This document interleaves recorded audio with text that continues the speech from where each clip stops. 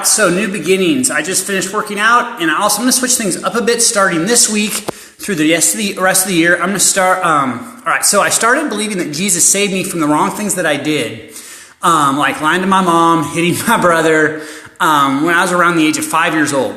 And truth be told, I haven't looked back since. Sure, there has been some growing pains, but my faith in Jesus saving me from myself was always sure and was reinforced essentially as I grew up, even as a missionary kid in Brazil. I wouldn't trade it for anything. Plus, later in life, I attended seminary and got a 98 credit hour Master's of Divinity with an emphasis in counseling. All right. So the question becomes, why in the world are you telling me this? This is why. Because for the rest of this year anyway, I plan to write about nutrition, exercise, mindset, basically all the same stuff that I did before, but I'm going to be using some biblical stories and passages to help illustrate those ideas.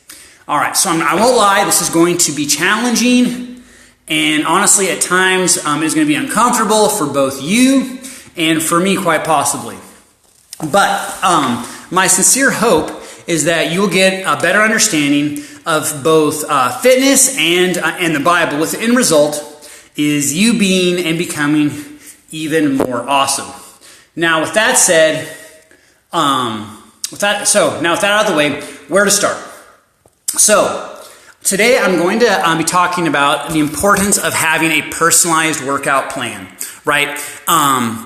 There is no better place to start than in the book of Genesis, aka the beginning. You've probably heard that. Genesis is the first book of the Bible, thus the beginning.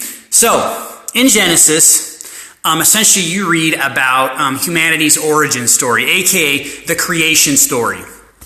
Right? You see this in Genesis 1, chapter 1 through chapter 2, part of 3. And that's right, just like in the Marvel Universe, comics and movies, every great villain and hero has an epic origin story, and humanity is no different. So, according to the Bible, God had a plan and a vision to see himself more glorified, and to do that, he chose to create humanity, right? And he needed an awesome place to house humanity, if you will, give them a place of their own that's special, that's unique to them, right? And as such, God didn't just mindlessly or chaotically create things. After all, chaos just leads to more chaos, right? It wouldn't have done God any good to create humanity that needed oxygen, kind of like what we do, and then provide no oxygen. No, instead, God created everything in a certain order for a specific purpose. He had a plan. There was a rhyme and a reason for everything he created. So, how about you? When was the last time you created a workout plan to get you from point A to point B from a physical fitness standpoint, right? The answer that I most often hear is, a plan? What are you talking about? Unfortunately, planning is rarely used when most people go to the gym. Instead, most people use, quote unquote, I'm going to be generous and call this a theory. It's really not. It's the chaos theory. They seemingly walk into a gym and start doing random things. Or even better, they start copying someone else's chaos in the hopes that it will work for them. At one point when I was younger, I was that person. I get it. But as you likely already know, they fall short of getting from point A to point B. Okay, now why is that?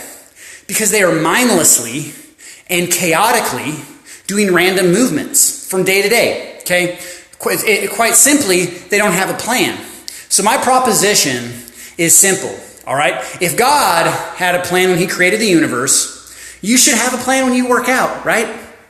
So how do you do that? Here's what you do. Start with your goal. So what is your goal?